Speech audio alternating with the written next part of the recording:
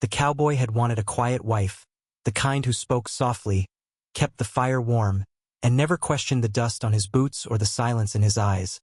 And when Elijah Cole rode into Red Willow with that thought settled deep in his bones, he believed God would surely answer a simple prayer from a tired man. Elijah had buried too many things in the prairie. Friends, brothers, memories, and the last thing he wanted was a woman who stirred storms inside him. But fate has a wicked sense of humor in the Wild West, and the woman who stepped into his life was anything but quiet. Her name was Clara Mae Dawson, and she arrived like a gunshot at dawn, riding her horse straight through town at a reckless pace, hair loose, eyes bright, laughter unafraid of judgment. And when she nearly knocked Elijah flat outside the general store, dust rising between them, he knew trouble had just learned his name. Clara was supposed to be temporary, a cousin of the preacher's wife, staying only until her late father's land dispute was settled.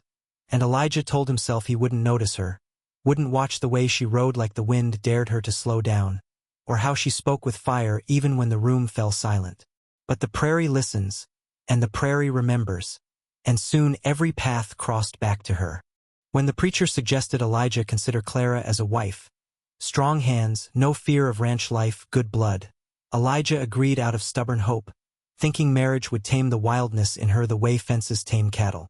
The wedding was small, practical, quiet, everything Elijah wanted. But from the very first night under the same roof, Clara made it clear she would not be shaped into someone else's idea of peace. She rose before dawn to ride the fence lines with him, challenged his decisions, laughed when he scowled, and refused to live softly just to make the world comfortable.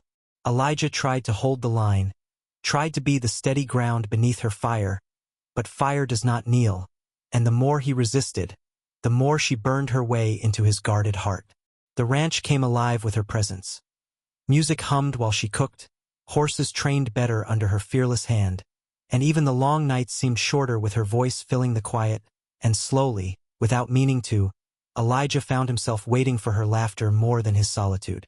Trouble came riding in the form of a land baron who claimed Clara's father had stolen acreage, and when threats followed, Elijah expected fear, but Clara met danger head-on, riding beside him into town, standing tall when guns were drawn, reminding him that love was not about hiding from storms but riding through them together. That night, after the dust settled and the danger passed, the walls Elijah had built for a lifetime finally cracked, and in the quiet hours before dawn, words were unnecessary as understanding took their place, the kind born from shared risk, shared breath, shared resolve.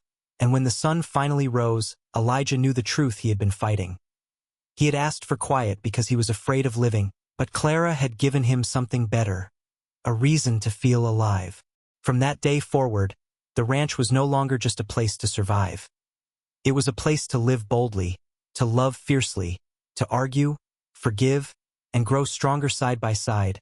And Elijah learned that a wild heart does not destroy a man who is willing to ride with it. It saves him. And if this story stirred something in you, if you believe love is strongest when it challenges us, don't forget to subscribe to the channel, because more powerful Wild West love stories are coming, stories of courage, destiny, and hearts brave enough to ride into the unknown together.